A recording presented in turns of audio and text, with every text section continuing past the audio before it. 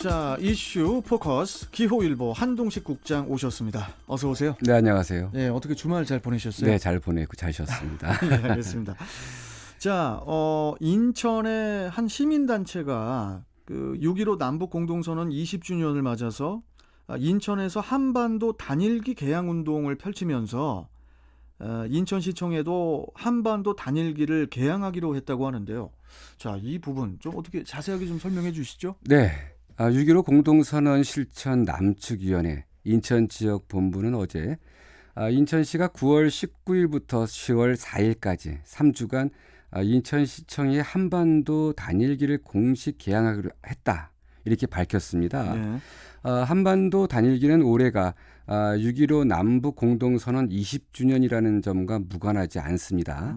또 이제 인천 선언이라 불리는 14선언 13주년 그리고 9.19 평양 공동선언 3주년을 맞아서 6.15 인천본부 측이 지난 4일 인천시에 단일기 개항을 요청했다고 합니다. 네.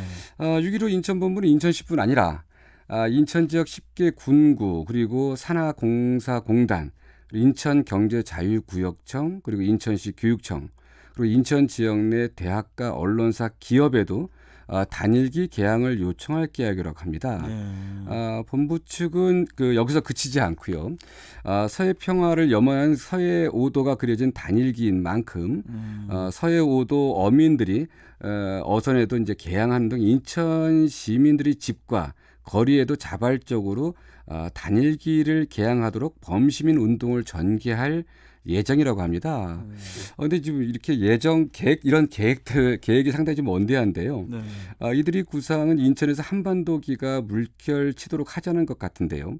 이러다가는 3주간 인천에서는 한반도기만 보일 것 같습니다. 예. 근데 이제 이 단일기 개항이 뭐 나름 의미가 있겠지만은 시청에 공식 개항한다는 게 이게 쉽지 않을 수도 있을 것 같은데 어떻습니까?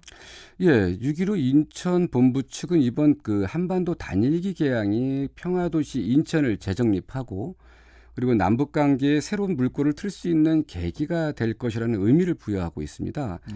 본부 측이 밝힌 인천시청 내 한반도 단일기 개항이 인천시의 공식 입장인지는 아직 확인하지 못했습니다.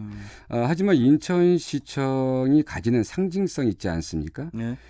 따라서 이번 행사, 그러니까 이제 어떤 행사, 그러니까 이런 단일기를 개항할 때는 아시안 게임이라든가 올림픽 등 남북 단일팀이 출전하는 그런 스포츠 행사에 이제 주로 이제 사용되었죠.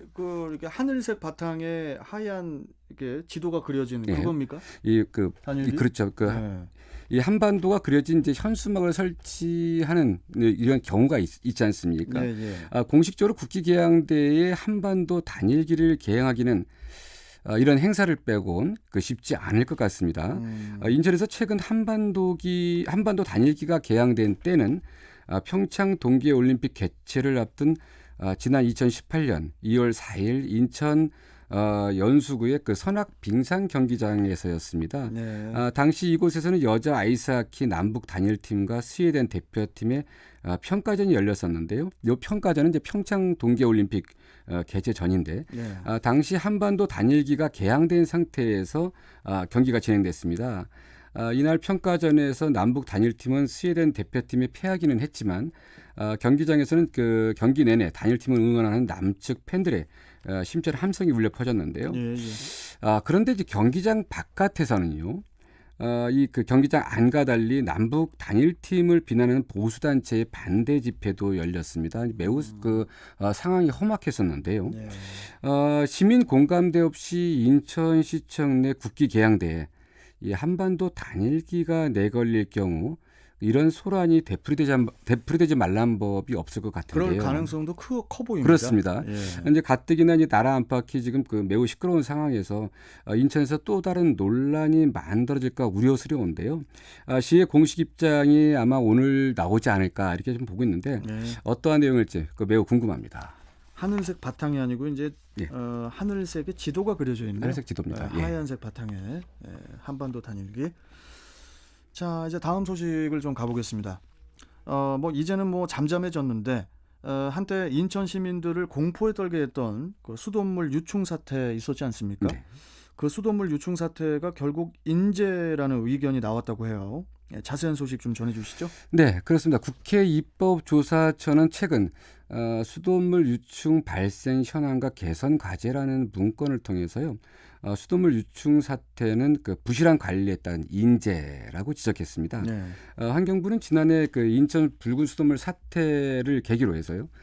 스마트 상수도 관리 체계 구축과 관리 인력 전문성 제고 그리고 중앙과 지방의 협조 체계 구축 등의 항목을 새로 도입하는 등 수돗물 안전관리 종합 대책을 마련했습니다. 네.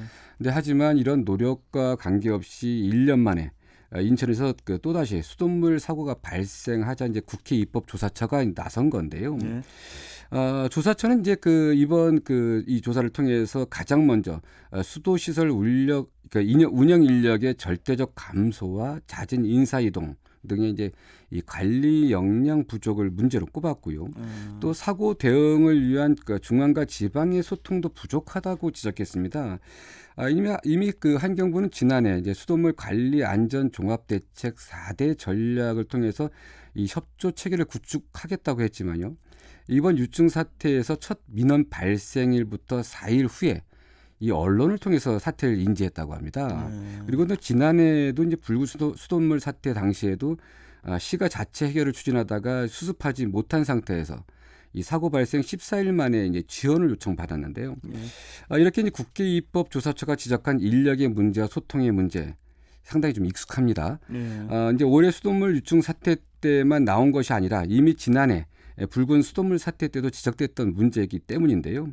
이 공무원이 안 움직이는 건지 아니면 인천시가 의지 없이 말로만 대책을 발표하는 것인지 모르겠는데 이런 사태를 보면서 매번 피해를 당하는 인천 시민들이 좀 생각해 볼 대목인 것 같습니다.